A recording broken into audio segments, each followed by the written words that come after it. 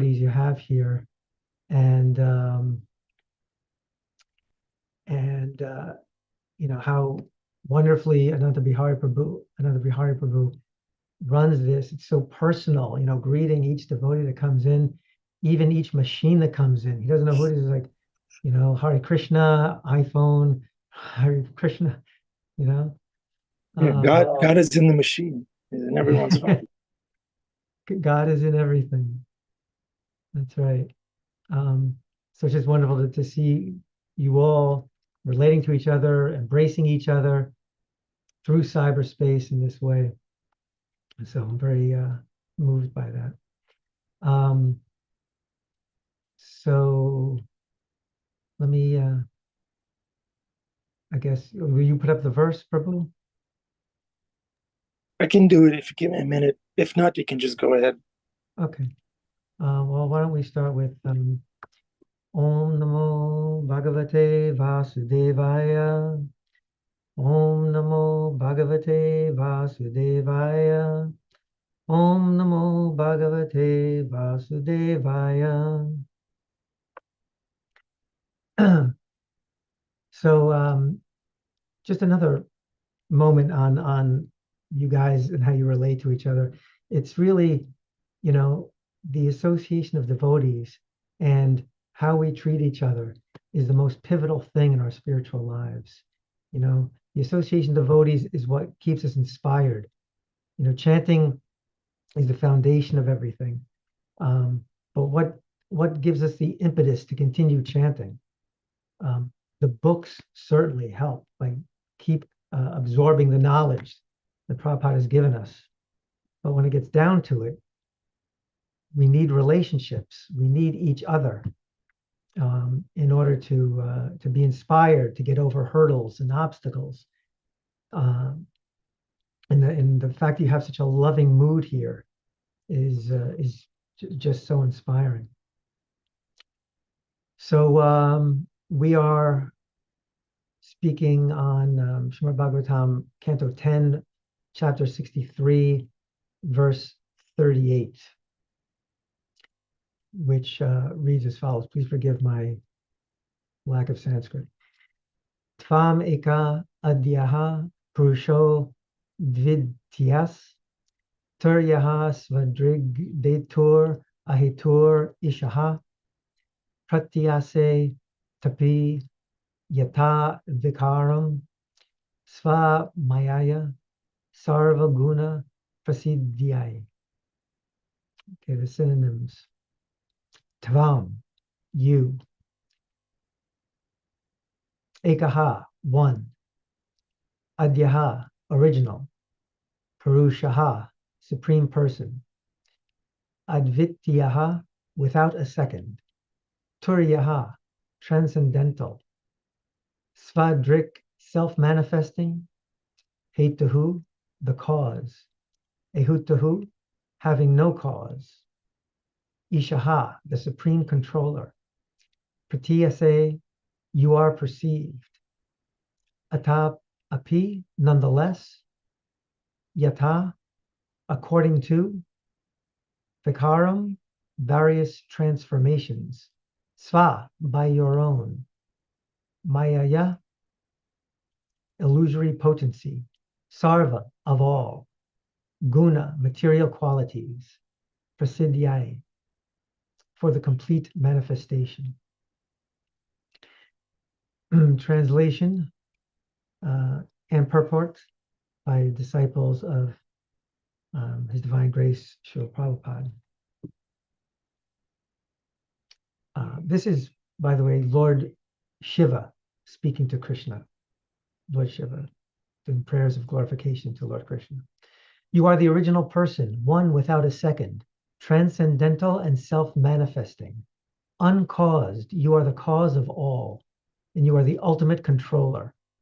You are nonetheless perceived in terms of the transformations of matter affected by your illusory energy, transformations you sanction so that the various material qualities can fully manifest. I'm going to read that one more time before we go into the purport. You are the original person, one without a second, transcendental and self-manifesting. Uncaused, You are the cause of all, and you are the ultimate controller. You are nonetheless perceived in terms of the transformations of matter affected by your illusory energy. Transformations you sanction so that the various material qualities can fully manifest. The purport? The Acharya's comment as follows on this verse. Srila Sridhar Swami explains that the term Adhyaha Purusha, the original Purusha, indicates that Lord Krishna expands himself as Mahavishnu, the first of the three Purushas who take charge of cosmic manifestation. The Lord is Eka Avidya, one without a second, because there is no one equal to the Lord or different from him. Interesting sentence, right? No one is equal to the Lord or different from him. No one is completely equal to the Supreme Godhead.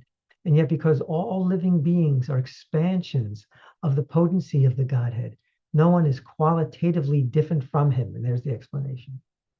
Sri Chaitanya Mahaprabhu nicely explains this inconceivable situation by stating that the absolute truth and the living beings are qualitatively one, but quantitatively different.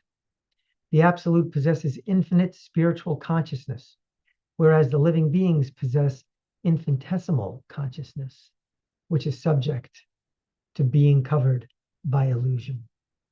Srila Jiva Goswami, commenting on the term Adhyaha Purushaha, quotes from the Sattvata Tantra as follows: Vishnos tu Trini Rupani.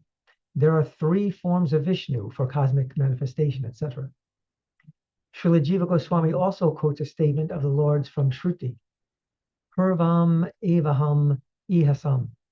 In the beginning, I alone existed in the world. This statement describes the form of the Lord called the Purusha Avatar, who exists before the cosmic manifestation.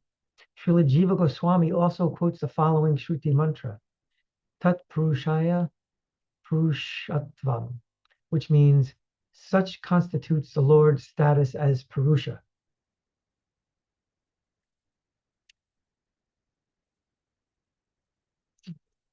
Okay, actually, Lord Krishna is the essence of the Purusha incarnation because he is Turiya, as described in the present verse.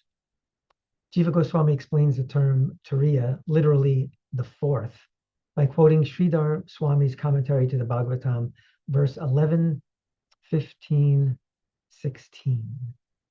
Virat there we go. Virat Haranyagarbhascha Karanam Chaitya Adhyaha Ishaya Yat Tribhir Hinnam Triyam Tad Vidur Buddha. The Lord's universal form, his Hiranyagarbha form, and the primeval causal manifestation of material nature are all relative conceptions. But because the Lord himself is not covered by these three, intelligent authorities call him the fourth. According to Srila Vishwanath Chakravarti, the word Turiya indicates that the Lord is the fourth member of the quadruple expansion of Godhead called Chaturvya. In other words, Lord Krishna is Vasudeva. Lord Krishna is Svadrik, that is, he alone can perceive himself perfectly because he is infinite spiritual existence, infinitely pure. He is Hetu, the cause of everything, and yet he is Ahetu, without cause. Therefore, he is Isha, the supreme controller. The last two lines of this verse are of special philosophical significance. Why is the Lord perceived differently by different persons, although he is one? A partial explanation is given here. By the agency of Maya, the Lord's external potency, material nature is in a constant state of transformation, vikara. In one sense, then, material nature is unreal, asat. But because God is the supreme reality, and because he is present within all things, and all things are his potency, material objects and energies possess a degree of reality. Therefore, some people see one aspect of material energy and think this is reality, while other people see a different aspect of material energy and think, no, that is reality. Being conditioned souls, we are covered by different configurations of material nature, and thus we describe the supreme truth or the supreme Lord in terms of our corrupted vision. Yet even the covering, where to go? Yes, yet even the covering qualities of material nature, such as our conditioned intelligence, mind, and senses, are real, being the potency of the Supreme Lord. And therefore, through all things we can perceive in a more or less subjective way the Supreme Personality of Godhead. That is why the present verse states, pratyase, you are perceived. Furthermore, without the manifestation of material nature's covering qualities, the creation could not fulfill its purpose, namely, to allow the conditioned souls to make their best attempt to enjoy without God, so that they will finally understand the futility of such an illusory notion.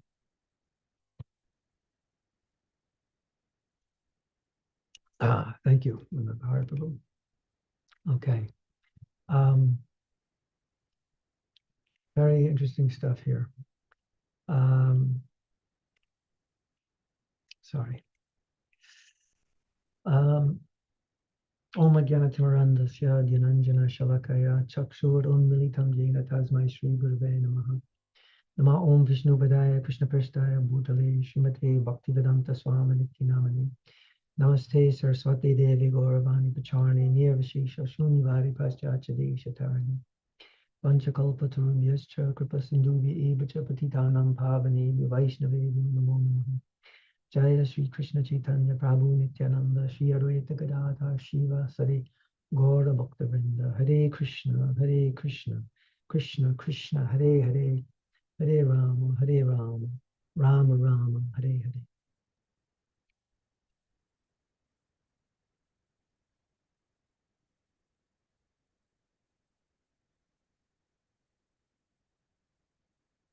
I beg for the blessings of the assembled devotees that I might speak something that's not entirely nonsense, as is my wont. Hare Purush Prabhu, thank you so much for the opening bhajans. So beautiful on the guitar like that. So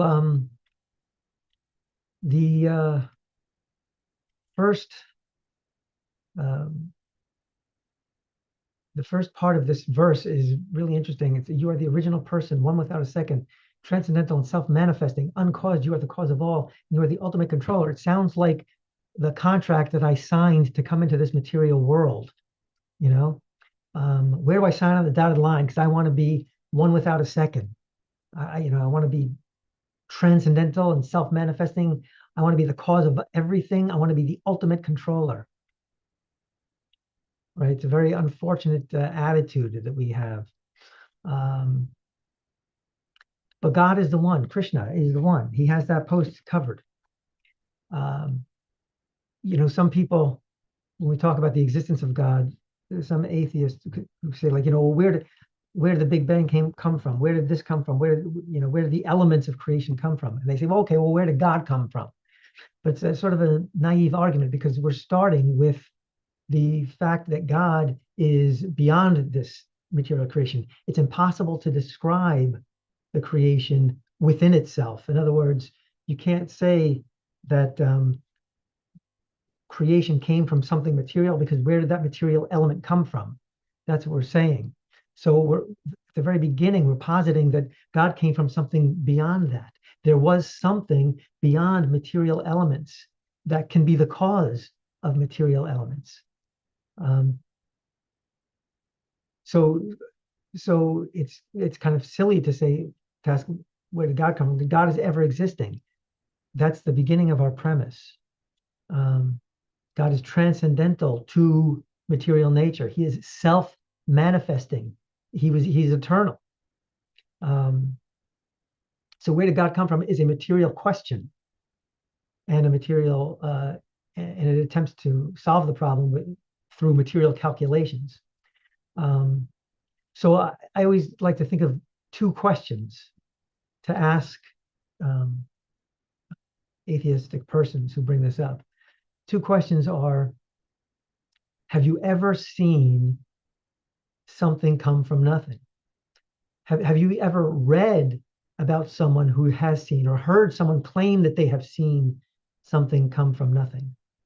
That answer has to be no. Even when you talk about the beginning, I once heard Ravindra Sri Prabhu say that through his conversations with Sariputta Prabhu, a very famous devotee scientist, Dr. Richard Thompson, when they say it's possible for something to come from nothing, well, it takes them like 4 pages to explain what nothing is. So nothing is not actually nothing. Nothing is some very subtle substances from which they say material creation has come. But so what about those subtle substances? Right? So have you ever seen something come from nothing? And then I like to ask, I've actually never done this, but I think about asking. I think about asking someone, do you believe that there is something that there are things that exist that cannot be empirically proven? So there are things, of course, that cannot be empirically proven. You can talk about subatomic particles, which no scientist has ever seen, but they infer the existence of such a phenomenon by their effects. But they haven't empirically witnessed these things. But even beyond that stuff, you can when you eat to your satisfaction, you say you're full. Well, prove it. How can you prove that to me, that you're full? Well, I know that I'm full. Can you prove to me that you love your children, your parents, your spouse, your friends? You can't prove that. You can provide some evidence. Maybe you serve them. Maybe you're selfless around them and you do things for them. But this cannot be proven, right? So if you have never seen something come from nothing, and if you admit that there are things that cannot be proven empirically, then at the very, very least, you shouldn't call yourself an atheist, because that's too arrogant a position to take, especially given the answers to these two questions. But you can at least say that you're agnostic. Well, I question the existence of God, but one has to admit there must be the possibility of God. When the verse talks about, or in the purport, actually, Vrindavan Maharaj talks about we have corrupted visions. So we say, one person says this is reality, one person says that is reality. Reminds me of the elephant, right? The blind men and the elephant, right? This is generally used in the context within the context of the 3 aspects of God: Brahman realization, Paramatma realization, and Bhagavan realization.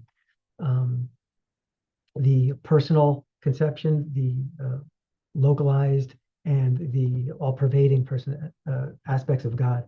Whereas the blind men investigate an elephant, right? And one holds on to the trunk and says, "Oh, I understand. An elephant is similar to a snake," and one holds on to the leg and says, "Oh no, it's like a tree trunk. Of an elephant is like a tree." And one blind man holds on to the tail. And says, "Oh no, God, an elephant is like a rope," right? So my reality is this because my perspective is so narrow, and your reality is that. And of course, as human beings, then we like to fight and kill each other over what the truth is, and that's always fun.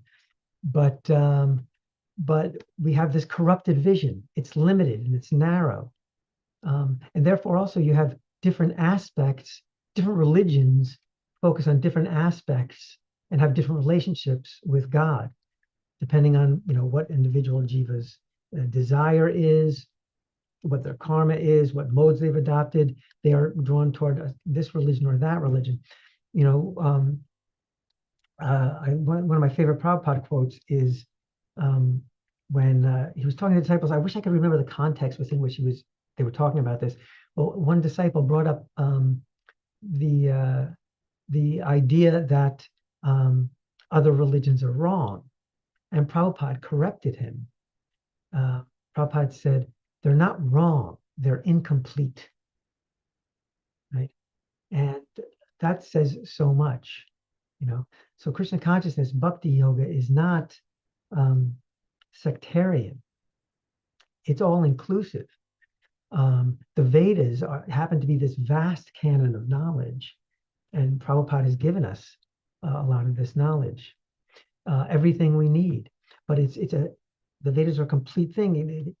It's been said that the Vedas are the unabridged dictionary, and many other religious traditions, although not being wrong, although having value and being bona fide, they're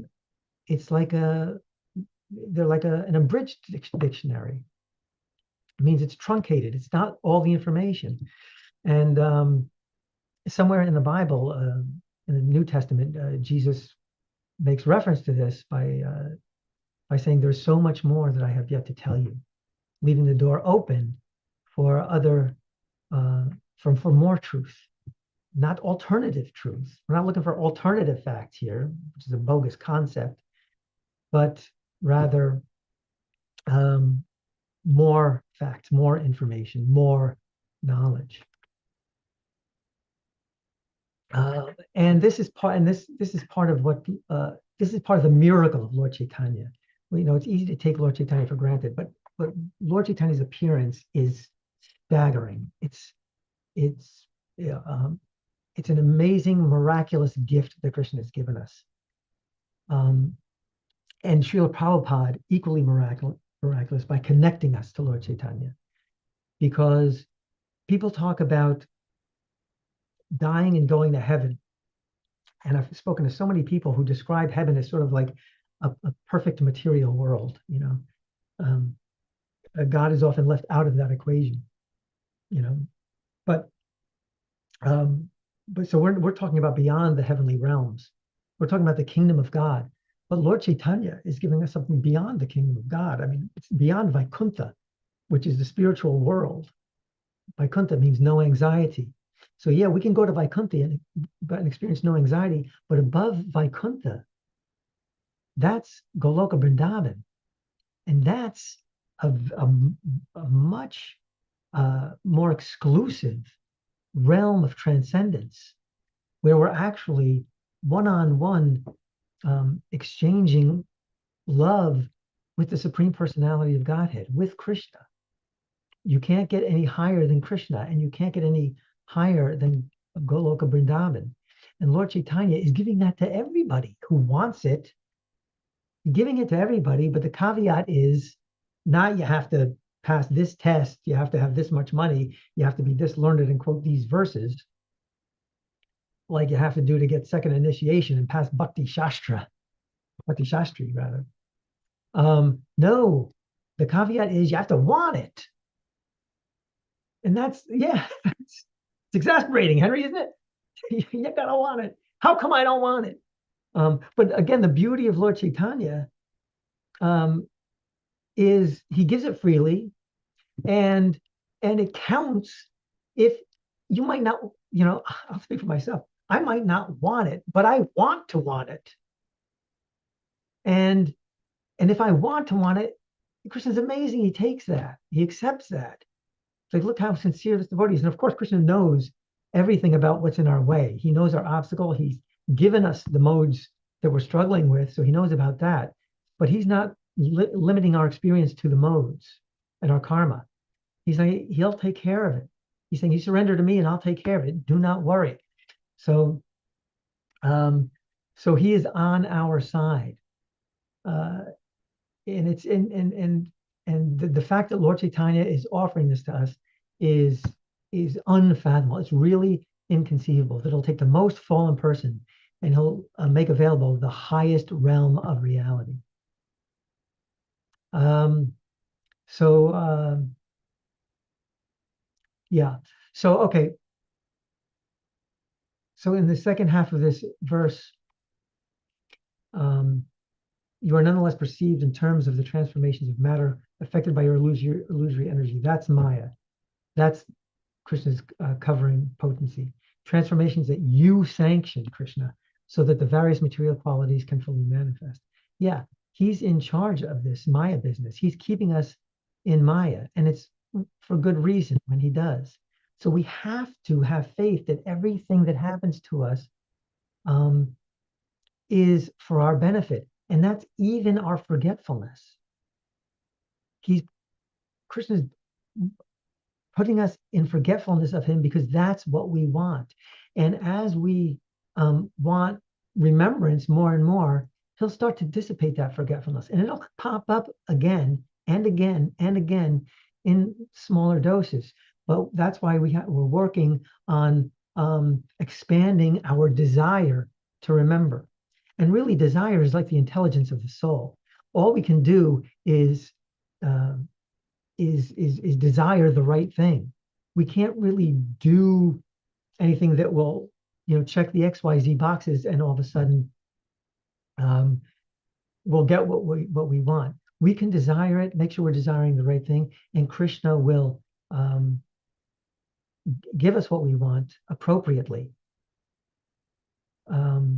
So let's expand that desire. So more and more and more, so our remembrance increases more and more and more, and our forgetfulness is less and less and less. But that separateness that Maya provides between us and Krishna, that's also valuable, because the more we live this life of this flawed existence where our mistakes and foibles rule, these things remind us that we're not Krishna. This is our true selves. Our true selves. We're prone to mistakes, right? The 4 defects, one of which is we're prone to mistakes. And knowing this reminds us of who we are. Yes, I'm prone to mistakes. Well, Krishna is not prone to mistakes. That means I'm not God. That means I'm Jiva Tattva, which means I'm subservient to God, which means I should serve God and develop my love for Krishna. So, I really get angry. I don't, some people get really angry when other people make mistakes. But for other people, they get really angry when they make themselves make mistakes. I belong to both categories, but I particularly have great disdain when I make mistakes. What's wrong with me? But then I have to catch myself. It's like, well, yes, this is my nature. It is my nature to make mistakes. This body is extremely limited. My spirit, soul, my true identity, all of your identities are minute and at the same time vast. The potency of the soul is quite incredible, actually. It's infinitesimal and minute if you want to compare it to the Supreme Soul, Krishna. But it's eternal, and it's full of bliss and knowledge. So we have to accept who we are. We have to accept that we are Jiva Tattva, and we are struggling with our senses, our 6 senses, which include the mind, Krishna says in the Bhagavad Gita. And our perspectives, in our corrupted vision, Krishna still provides remembrance of him. If we look at the Bhagavad Gita in the 7th chapter and in the 10th chapter, where he talks about, of this I am that, of this I am that, of bodies of water I am the ocean, of lights I am the sun, and just everyday things where we can see Krishna in our lives. I am the taste of water. I am the strength of the strong. I am the ability in people. All of these things. So our our potential to remember Krishna is always there. He gives us literally endless um, possibilities and opportunities to remember him. And of course, Lord Chaitanya is just a mind blower, just saying like, you're a terrible person. Here's love of God. Take it. Please take it. Right? Because he knows the person isn't terrible, meaning the soul, but the soul is covered by so much material crap, so much greed and so much lust and so much anger, so much me, uh, that, at some point, it's almost like not our fault. It's just we're victim of our own hubris, and to work our way out of it at some point is impossible, which is why Prabhupada has been the messenger and has given us this powerful mantra, which is the only way we can chip, we can show our desire to chip through it. Hare Krishna, Krishna Krishna, Hare Hare, chipping away. Hare Rama, Rama Rama, Hare Hare, chip. Okay. Thank you very much for your kind attention. At 7:50 here, we'll open this up to, I didn't see any of the comments coming in. I'll take a look at those, but if anybody has any comments, corrections, I'm open to for sure. Realizations, discoveries, questions, please come in now. Gail is the first hand I'm seeing. Hare Krishna, Gail. Hare Krishna, Yadunath. Good to hear your lovely voice. Your classes are always to be reheard. Yeah, so I just want to make a folder of Yadunath's classes and just replay constantly. But in the context of when you were saying that, I may not want to, I might not want Krishna, but I want to want Krishna. I totally related to that. So in that context, how would you define that verse where Krishna says, "Just surrender to me, unto me"? The word surrender, how would you define it? Yeah, that's a great question and something that devotees often think about. And I think there's a wide gamut of definitions for that word, and I think they're all legitimate. So at the very least, or somewhere at the lower end of surrender, I think is admitting that it's like a 12-step program, man, really, is like admitting I have a problem and that I can't solve it myself. I need to seek a higher power. There is a higher power. I need to go to that higher power for help. So I'm encased in this material body and it's not working for me anymore. It never really did, but I'm admitting it now. It's not working for me and I need help. And I could go to a shrink and that will give some help, but it's not going to give the ultimate help. I could talk to friends about it. And unless they bring Krishna into the equation, it's going to help a little bit probably, but it's not going to give me ultimate relief from my problem. I need to surrender. I need to admit that I need help from the supreme source, the ultimate controller. It's interesting that we think of ultimate controller and we think of like the worst dictator ever, but that's not Krishna. Ultimate controller just means he's in charge of everything. He's benevolent. He's benevolent. He loves us and he acts out of love for us. So when we use this word controller, which has a negative connotation, what we really mean is he has the power to help us and wants to. So surrendering is giving myself to Krishna as that ultimate power who can help. Because the shrink, limited. Friends, limited. Krishna, unlimited. Krishna can help and wants to help and will help in a loving way.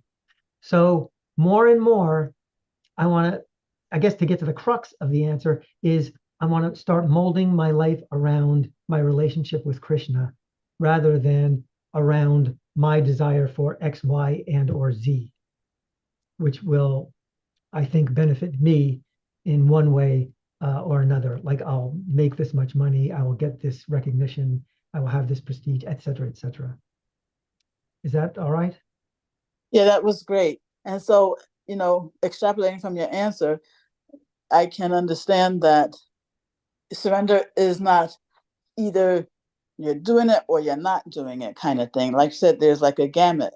So there may be degrees to which I am molding my life around what Krishna wants, but that doesn't necessarily mean that I am like fully surrendered or like I've attained that ideal, pure, should I say pure devotee? That's like a confusing word, but Yeah, I get you. I get you.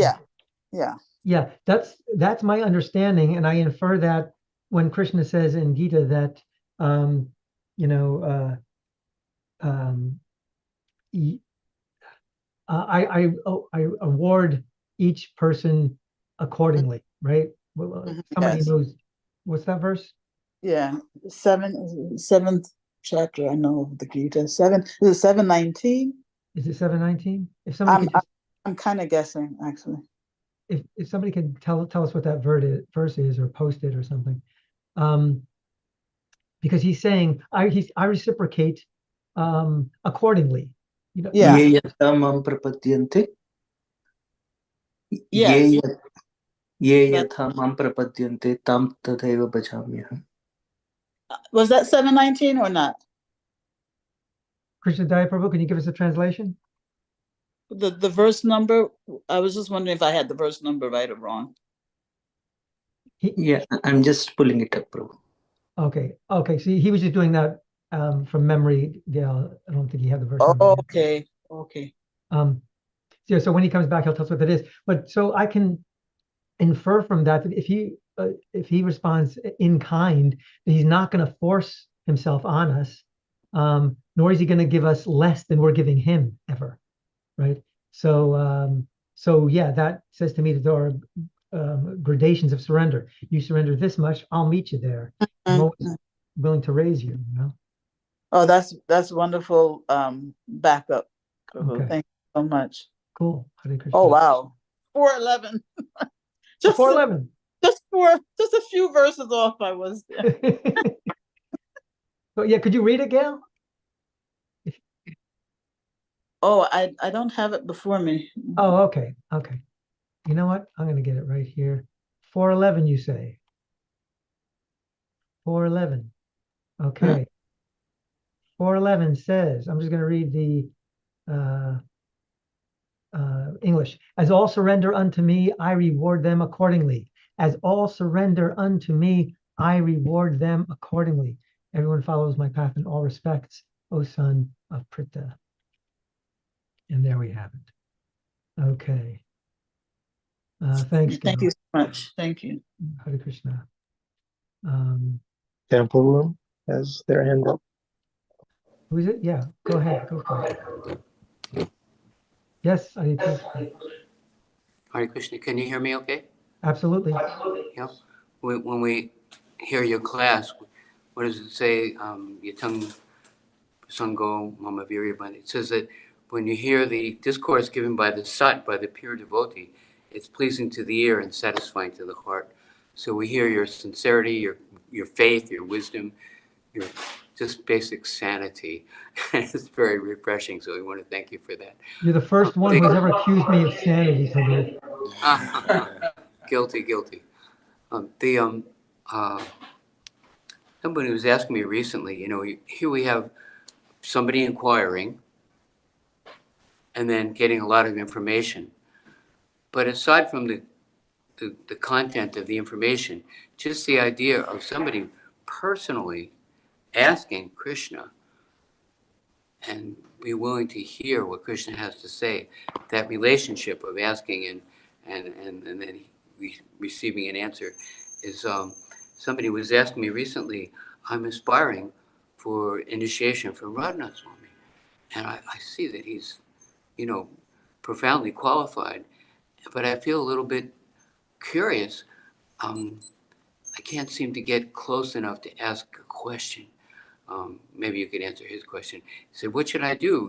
I want to have I'm wondering if it's appropriate to have somebody is taking care of thousands of disciples very nicely. How do I approach someone who's I feel a little frustrated at the distance. I'm looking for more of a deep personal relationship. So what would you say to that person asking that? You understand the question? Yeah, it's a real common conundrum, and it's a difficult situation. Well, I would say probably two things, and you can let me know what the real answer is. The two things I would say are, if it would help you to have direct darshan, then you can try to do that. You could try to arrange a meeting with Maharaj. That may be impossible. I don't know, because it is very difficult. But I wouldn't say it's impossible, but I might say that it's extremely difficult. But it might be worth trying if that's a real need you have, because we have to recognize our needs and then do what we can do to have those needs met. The other thing is you can pray to Yadunath Swami or whomever. And, here I am, and here's this other person. But it's not like this. This is a false illustration, because we're connected by Paramatma. That's Krishna, and he's in both of our hearts. And that means Krishna is here's one line, but the line shoots out in every single direction because he's connected with literally every single living entity. So our prayer, you say, like, how's he going to hear my prayer? He's pretty transcendental and he's sometimes mystical, but at the very least, Krishna hears my prayer and can transmit it with no problem to Yadunath Maharaj. My spiritual master left his body, his material body, a few years ago, and I have prayed to him directly. And when they're not on the planet anymore, psychologically, there's a benefit of like, oh, now he can hear my prayer. But even when they're on the planet, I believe that it's possible. I don't want to go too long here, but that's what I would say. Anything you want to add or correct? Yeah, that's a wonderful. Basically, I felt Krishna is telling me to say the same thing. This is not a matter of being limited by geographic proximity. That Krishna, you brought it up, Krishna is there in the Paramatma feature. And if we actually do sincerely have a question, and we do from any distance, what does it say in the Bible? Something about who can separate you from the love of Christ? Mountains, oceans, time. It's not a matter of. Uh-oh.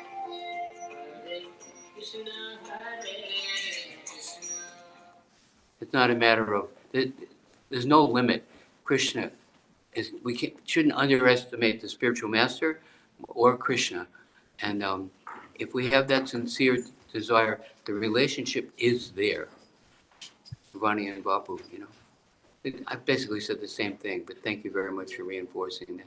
Thank you. Yeah, you bring up the Bible. I don't know if it's in the Bible or somewhere else, but it was written somewhere where Krishna's God says, I'm closer to you than breathing. And I thought, wow, how beautiful. I'm closer to you than breathing. And we don't realize it. We're trying to realize it. Hare Krishna, Hare Krishna. We're trying to realize it. Krishna, Krishna, Hare. Thanks, I appreciate it. Okay. There's a question in the chat from Krishna Gowda. He says, till Swami, Hare Krishna Swami, till now, God has not done good to me like he has done to other people's health and wealth. I am reading ISKCON publication books since 2015. Okay. Krishna may be very close, but what if he's not doing enough good things for us? I think the problem there is in the way we're defining good. And I don't want to minimize whatever you're going through, Prabhu. My heart goes out to you, and I wish you the greatest material health and wealth and everything you need. At the same time, Krishna knows the most direct and efficient way to bring us back home, back to him. So it's a dangerous trap to define good as good things in this world. If my health is If I struggle with my health, that's bad. If I make a lot of money, that's good. Prabhupada's real goodness came when he lost everything. Hari, Hare is the evocative form of a name for Krishna, of Hari. And Hari means he who takes away. Yes, he takes away our miseries in an ultimate sense. But he'll take away, not all the time, but he'll take away material assets when that's the best thing for us. So let's consider these things a punishment. We're being sent to bed without dessert, or whatever the case may be. I'm very aware of time now, so I'm kind of truncating my answer, but I think the point has been made there. Again, I wish you the best spiritually and materially both, but have faith. Try to have faith. Continue your practice. So that will help develop your faith. Continue to associate with devotees because they will give you faith. And the more faith we have, the more we can see whatever happens as a gift from Krishna, not as coming from Krishna, but as actually a gift from Krishna, which is a big difference. Thank you, Yadunath Prabhu. Darshan time, everybody. Turn on your cameras, please, if you can. Jai Shri Shri Radha Muralidhar Ki Jai. Jai Shri Gaur Chandra Ki Jai. Thank you all devotees. Hare Krishna.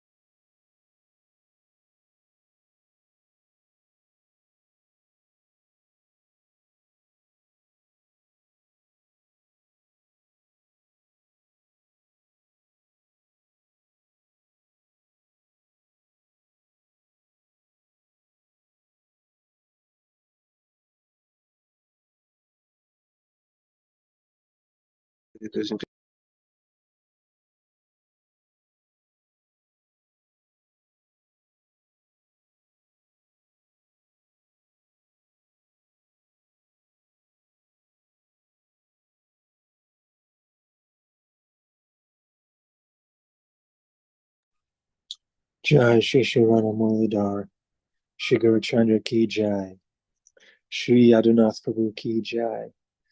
Yadunath Prabhu, a very sincere question came from YouTube, from one of our listeners. Can you see the screenshot that I sent? I put it in the chat.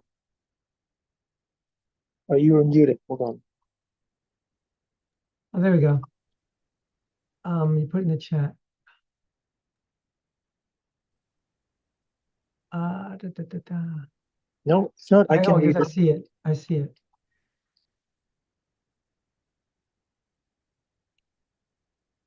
Okay. Thank Can you. you read the question for those Yes, who I can't? can. Yeah. This devotee says, I am gay and I have been following the 4 regulative principles strictly and chanting 16 rounds properly. Am I accepted in ISKCON? Prabhu, you are accepted in ISKCON. Absolutely, by all means, no doubt about it. Do not be confused about that. Yes, yes, yes. Now, there will be some people, as there always are, who might not accept you. But you are accepted in ISKCON and you are accepted by Krishna. And you are accepted by Bhakti Center. I don't know where you're from. Did it say here where you're from? Okay, I don't know if you're local or wherever. But anyway, Krishna loves you, Jesus loves you. It's just some people who don't love you. And the people who don't love you, they don't love me for a different reason. But yes, it's wonderful that you're following the regs and that you're chanting and you're doing everything that you're doing to much more progress on your journey. Hare Krishna. Thank you, Yadunath. Yeah, Srila Prabhupada built a house where everyone can live. Yeah, there was no asterisk there, right? Yeah, yeah, Except for yeah. Krishna is not a lawyer. It's not going to change. Right. Okay. Yadunath Prabhu, you have a minute or two. Maybe we can take a reflection or two. Would anyone like to speak, dear devotees? Let's see. Maybe a point that stuck out to you that you'd like to reflect back. Unmute yourself. If not, no problem. We're comfortable with silence. We'll learn that from Rajvihari Prabhu. Right. Says that. Okay. Yadunath Prabhu, any final instructions for us? Do like that YouTube watcher and follow the 4 regulative principles strictly and chant 16 rounds every day. If you could be more like that person, we'll be okay. Yeah. Thank you, Yadunath. Okay, thank you. Srimad Bhagavatam, King of Books, Ki Jai. Yeah. Srila Prabhupada, Ki Jai. The devotees of Krishna, everywhere, wherever they are, Ki Jai. Hare Krishna. Have a wonderful day. See you again tomorrow. Srila Srimad Bhagavatam Prabhupada ki never jai. ends, goes anywhere. Hare Krishna. Srila Prabhupada ki jai. Nanda Bihari ki jai. Hey, Sundar Nandaji. I hung out with Shaman Balaram yesterday. They are I saw the video clip. Thanks for doing that. yeah. We grabbed Balaram and we were swimming him and then threw him in the water. It was fun. Yeah. I saw that one. Nice. Thanks for being with them, Prabhu. I think they had a good time because of you. Good. Thank you, Sundar. We missed you. I wanted to throw you in Next time. next time. All Hare right. Krishna. Okay, Hare Krishna.